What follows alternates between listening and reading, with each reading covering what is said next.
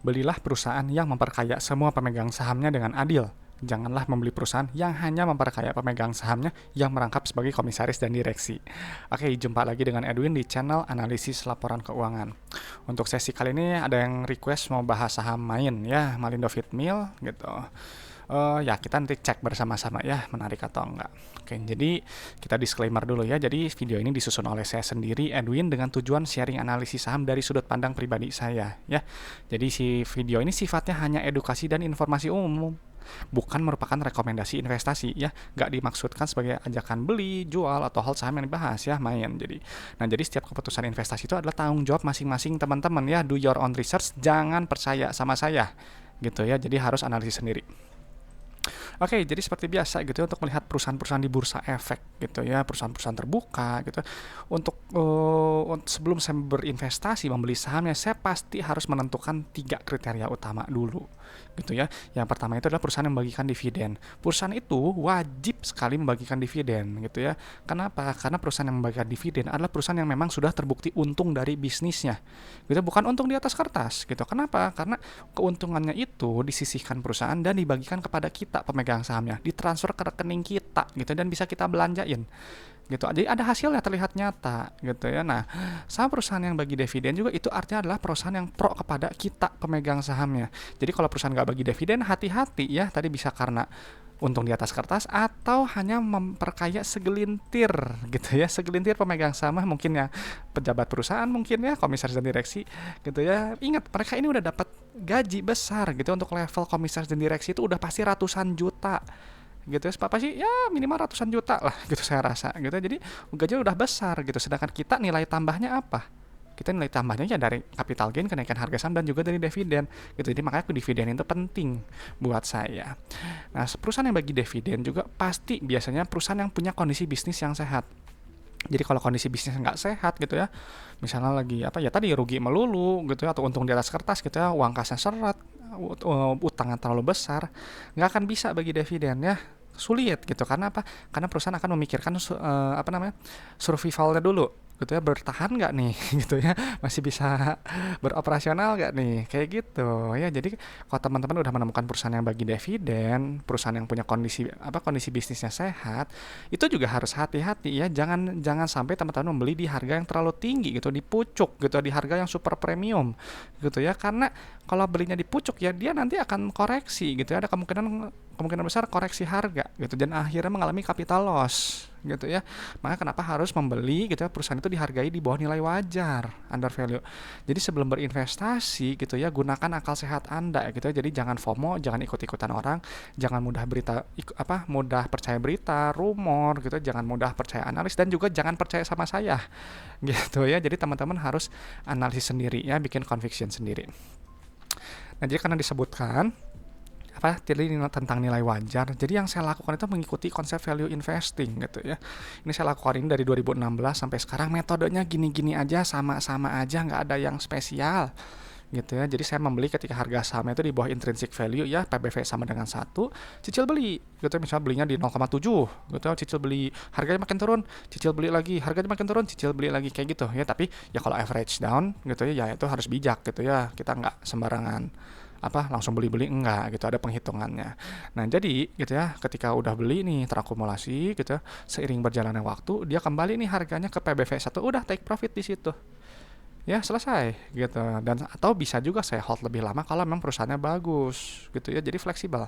Nah, jadi kalau dilihat di tabel gitu, misalnya belinya tadi 0,7 ya PBV-nya, potensi profit ya cuma 42%. Beli di 0,65 ya profitnya cuma 53%.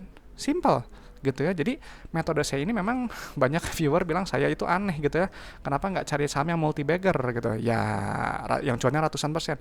Ya kalau saya sih ya yang wajar-wajar aja lah, yang masuk akal menurut saya gitu. Nah, jadi prinsipnya harus gimana gitu ya, ini bersifatnya umum ya untuk semua orang gitu. Yang pertama harus sabar gitu ya, berorientasi pada jangka panjang gitu ya. Jadi kalau misalnya nggak jangka panjang gitu, misalnya cuma hitungan hari, hitungan minggu, itu agak sulit gitu ya. Jadi setidaknya minimal 1 sampai 3 tahun pengalaman saya gitu ya, baru bisa panen gitu. Nah, jadi setelah itu harus fokus juga pada value atau nilai intrinsik perusahaan. Jadi kalau misalnya kita fokusnya ke price gitu, susah gitu ya. Kalau price itu memang cenderungnya untuk trader ya, untuk pengguna teknikal gitu, dia berubah setiap hari. Nah, kalau saya gitu, khususnya saya pakai PBV, saya fokusnya di book value. Ini berubah tiap 3 bulan lewat laporan keuangan. Jadi saya update aja tiap 3 bulan sekali atau setahun 4 kali gitu, jadi nggak terlalu pusing. Saya lebih suka pace yang seperti ini gitu. Nah, tapi teman-teman kalau misalnya nggak pakai book value nggak masalah, yang penting teman-teman fokusnya ke value gitu. Misalnya pakai enterprise value, pakai price to sales, pakai DCF, pakai DDM, pakai net asset value, pakai FVR bid, terserah gitu. Yang penting fokusnya value-nya dulu, baru nanti ke entry price-nya gitu. Nah, kenapa saya sampaikan seperti ini?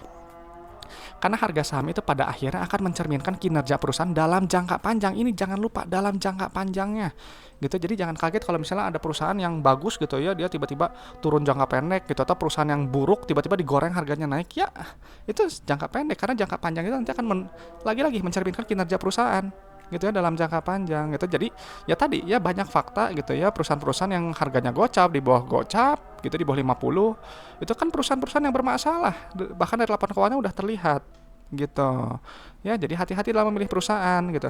Kalau saya nggak peduli gitu ya, perusahaan itu kalau dia memang buruk, mau harganya digoreng naik ke sampai 10.000, 20.000, saya nggak peduli gitu ya. Itu bukan gaya saya gitu, meskipun itu sangat menggiurkan keuntungannya gitu. Cuman ya kembalilah ke resiko masing-masing.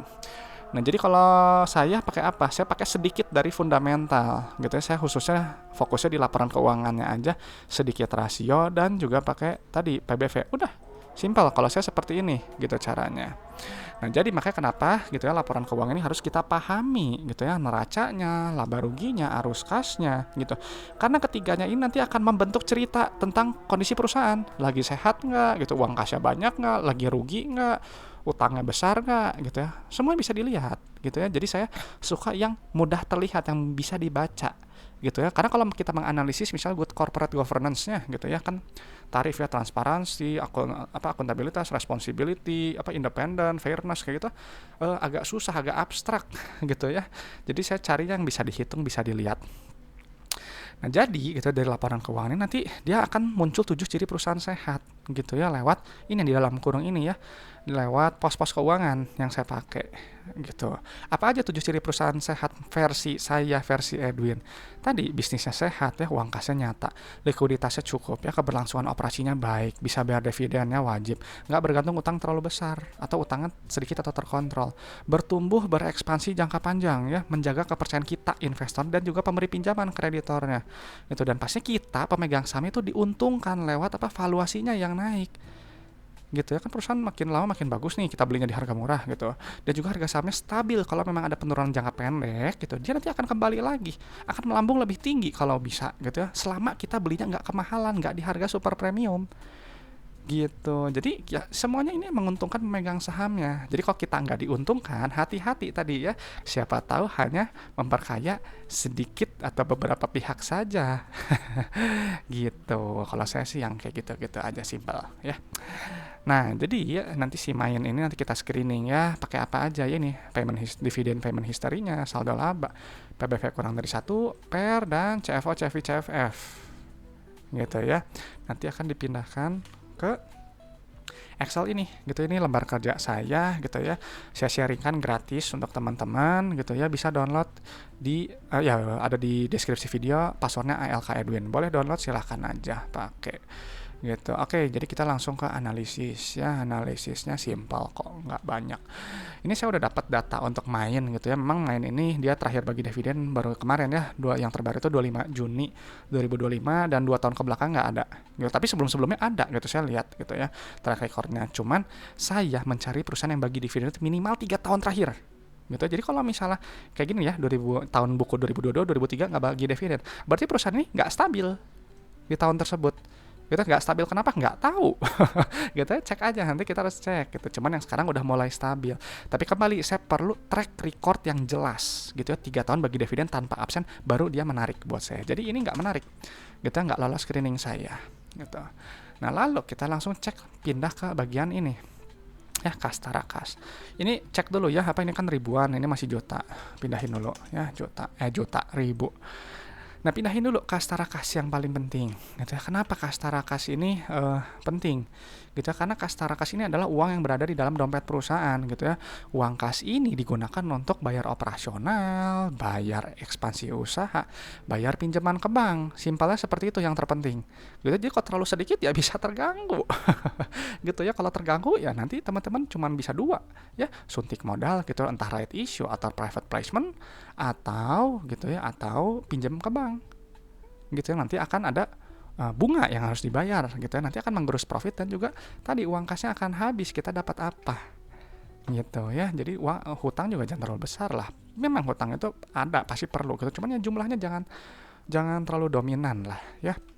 Nah, jadi kalau terlalu besar juga hati-hati, artinya perusahaan itu nggak bisa memanage kas dan setara kasnya gitu ya. Ngapain uang kasnya nganggur terus, kenapa nggak digunakan untuk misalnya untuk ekspansi gitu, untuk bayar utang atau apa gitu ya. Jadi cari juga, itu juga bisa untuk mengukur, melihat manajemen perusahaan gitu ya. Nah, udah nih kasta rakas, langsung loncat ke bagian ekuitas. Pilih, nah ini menarik ya, perusahaannya ada saham treasury ya.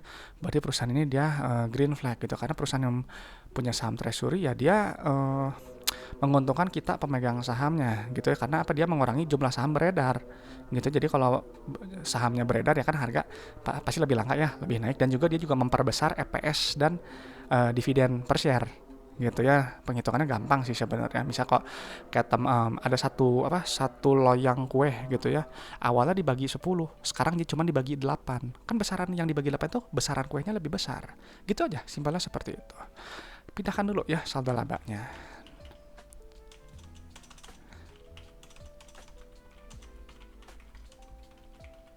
Nah, ini udah dipindahkan ya. Oke, itu saldo labanya. Nah, saldo laba ini kenapa harus dipindahkan gitu ya? Penting karena saldo laba ini adalah total akumulasi keuntungan yang telah dihasilkan perusahaan sejak perusahaan ini pertama kali berdiri, pertama kali beroperasional sampai sekarang 2025 Q2. Berarti Malindo ya, main sudah menghasilkan total profit sebesar 1,7 triliun dari pertama kali berdiri sampai sekarang 2025 Q2 sudah terbukti untung profit gitu. Kalau perusahaan yang rugi melulu nggak ada yang namanya saldo laba, adanya defisit atau akumulasi rugi. Hati-hati terhadap perusahaan yang defisit, karena itu perusahaan rugi melulu. Gitu ya, saya nggak suka gitu, ngapain beli perusahaan yang rugi melulu gitu. Kita kan investor saham pengennya untung gitu ya, kecuali kalau ya isi pemikirannya berbeda ya, saya nggak tahu, belum nyampe abisnya. Gitu. Nah tadi ya, setelah itu kita langsung isi bagian ekuitas pemilik yang ini ya, subtotalnya langsung.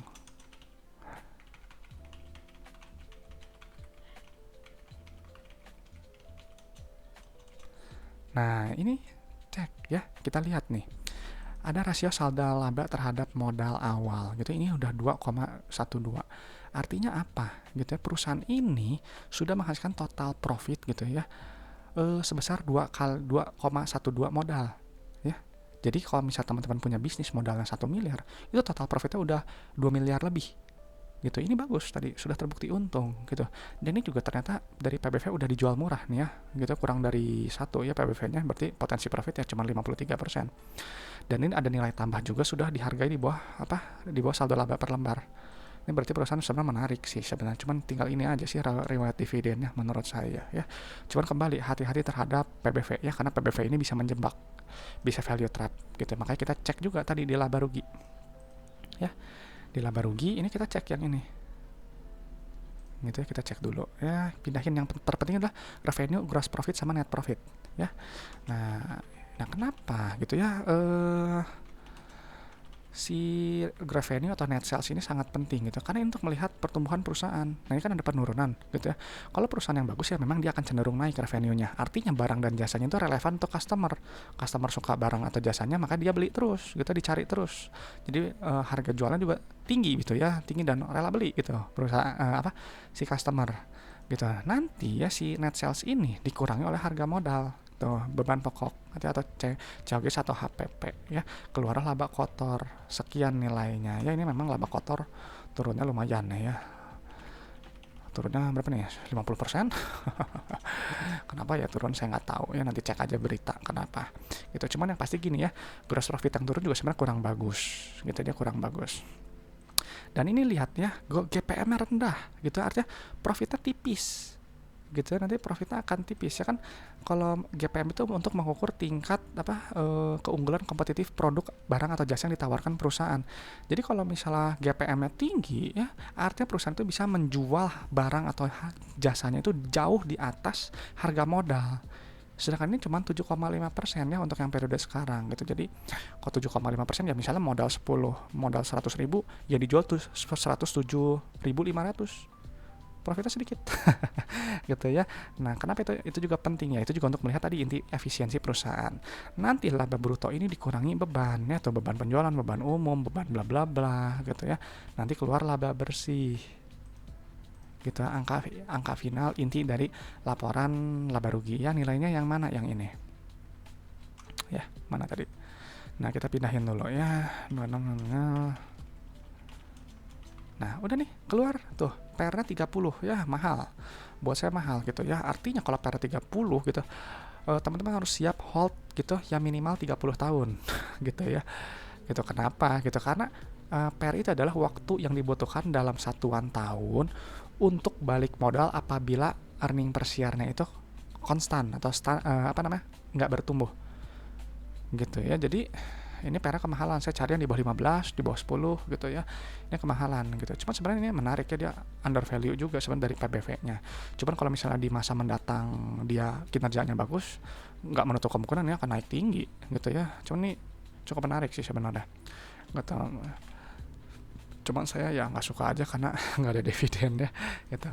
Nah oke, lihat tuh net profitnya cuma 0,44%, kecil sekali marginnya gitu. Tapi cek juga laporan arus kasnya ya, laporan yang sering dilupakan oleh analis dan berita gitu ya. Ini untuk memvalidasi laporan laba rugi gitu. Nah, ini kita lihat yang terpenting itu adalah receipts atau yang angka paling atas ini ya, penerimaan dari pelanggan. Gitu, ini kita pindahkan dulu.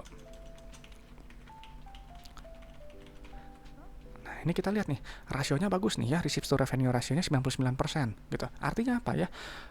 Teman-teman punya barang 1 miliar dijual ke customer bayar itu 999 juta, bagus gitu ya. Artinya perusahaan itu dia memang bisa menagih piutang dengan baik gitu. Makanya rasio 99% tuh ya, 0,76 lah, hampir 100%. Ini bagus. Jadi kalau rasionya 100%, teman-teman jual 1 miliar, terima uang 1 miliar. Kalau 50%, teman-teman jual 1 miliar, teman-teman cuma terima 500 juta setengahnya. Alias customernya DP dulu. Ingat ya, uang kas itu tadi digunakan tadi untuk apa? Operasional, ekspansi usaha, dan pembayaran pinjaman ke bank. Gitu. Jadi hati-hati, jangan sampai penerimaan kas itu dia rendah. Cari yang rasionya mendekati 100% gitu ya. 90-95% ya itu threshold lah minimal sekali buat saya. Jadi gini ya, untuk main gitu ya, dia mencatatkan pendapatan 6,1 miliar ya, terima uangnya 6 miliar. Nah, uang 6 miliar ini digunakan untuk apa tuh? Bayar supplier, bayar karyawan, bayar beban, bla bla bla, bayar pajak, bayar biaya keuangan. Nanti dapat ini net CFO. Gitu ya, ini adalah uang nyata yang dihasilkan perusahaan dari operasionalnya. Jadi nilainya wajib positif. Kalau nilai negatif artinya uang yang diterima itu udah habis untuk bayar operasional. Ngapain teman-teman punya bisnis gitu ya, uang yang dibayarkan dari customer, uangnya habis untuk operasional, bahkan nombokin terus, rugi gitu, nggak nutup. Alhasil nanti minjam ke bank atau suntik modal. Jadi makanya carinya yang positif kayak gini, dia bagus gitu ya. Nah, ini untuk investasi, untuk yang aktivitas investasi, cari juga yang negatif nilainya. Tuh, perolehan aset artinya perusahaan itu berekspansi gitu ya. Ini bagus nih, perusahaan berekspansi. Kita pindahin dulu, polanya bagus ini ya sebenarnya. Nah, oke, gitu ya. Nah, lalu uang yang diterima itu digunakan juga untuk bayar pinjaman ke bank tuh. Kalau nilainya plus, dia tuh menerima pinjaman. Tapi kalau bayar ya dia ini nilai negatif. Nah, cari yang seperti ini, baik. Gitu, dan dia ada nih pembayaran dividen. Gitu, bagus. Ini bagus, gitu. Jadi nilainya negatif. Nah, ini bagus nih. Cuman dia ada penurunan kas ya. Yang bagus sih harusnya ada kasnya lebih gitu. Jadi kan udah terima uang nih, bayar operasional, bayar ekspansi, bayar pinjaman ke bank, masih ada sisa. Nah, cuman ini nggak ada sisa ya, masih harus kutip nombokin dari dompet gitu. Cuman ini bagus sih ya kalau kata saya kan, kalau ini kita dijumlahkan ya memang ini pendanaannya positif ya gitu. Saya nggak tahu ini mungkin untuk membiayai ekspansinya bisa jadi. Tapi sebenarnya ini lumayan kok kalau kata saya gitu ya. Jadi pendapat saya untuk main gimana gitu ya kalau lihat seperti ini ya, buat saya ini perusahaan masih belum stabil ya, perlu 3 tahun gitu ya, 3 tahun pembayaran dividennya dulu gitu ya. Cuman sekarang mungkin udah stabil ya per tahun yang sekarang karena dia udah bisa bagi dividen. Kedepannya ya nggak tahu ya, kita tunggu dulu aja. Nah dia udah terbukti untung ya, profitnya juga udah 2 kali modal gitu, bagus terbukti untung. PBV juga udah murah sebenarnya, potensi profit 53%. Dan juga udah bonusnya tadi udah dihargai di bawah saldo laba ya, nilai tambah juga. Secara profitabilitas ya dia profit gitu, meskipun NPM-nya kecil tapi PR terlalu tinggi gitu ya, 30. Jadi ya minimal 30 tahun balik 30 tahun balik modal, holding periodnya harus siap 30 tahun. Nah untuk secara arus kas ini polanya juga bagus ya, cuma memang ya mungkin nggak sempurna di sini, cuma nggak masalah sih buat saya gitu. Jadi untuk saya sih mungkin prediksinya, mungkin kalau si main ini kalau dia bisa memperbaiki gitu ya dari di laporan laba ruginya gitu ya, terutama gross profit nih ya, itu kan berarti dia bagus, nanti net profit naik gitu ya, itu akan menjadi daya tarik untuk nanti kenaikan harga gitu. Bisa jadi itu nilai tambah yang ditawarkan. Tapi kalau memang tahun depan rutin bagi dividen juga itu menarik sebenarnya. Jadi untuk lihat yang kayak gini sih, ini kalau buat saya bisa jadi watchlist ya, sebenarnya bisa jadi watchlist gitu ya, karena ya tadi lewat sebenarnya cukup oke. Cuman memang masalah di ini tadi pairnya aja sih gitu ya sama dividen. Cuman nih lumayan ya kelihatannya kalau dia ya tadi ya, kalau bisa memperbaiki kinerja, saya yakin perusahaan ini bisa melambung sih, naik harganya. Cuman nggak tahu ya, kita nggak tahu kan ke depan gimana. Nah nanti mungkin untuk teman-teman ada pendapat nggak tentang main gitu ya, untuk yang request gitu kasih pendapat gitu ya, kenapa gitu bahas main, boleh gitu. Nah saya rasa itu aja sih untuk main gitu ya. Mungkin kalau teman-teman ada request saham gitu ya, atau ada pertanyaan seputar investasi saham, boleh sampaikan ke saya gitu ya. Kalau tulis aja di kolom komentar gitu, nanti saya respon gitu. Saya akan bantu ya, memang kalau memang saya bisa gitu ya, yang bisa saya jawab gitu. Oke teman-teman, sekali lagi terima kasih gitu ya, semoga bermanfaat, semoga bisa memperkaya pandangan teman-teman dalam menilai suatu perusahaan gitu. Oke, saya Edwin dari channel Analisis Laporan Keuangan. Sampai jumpa di video-video berikutnya.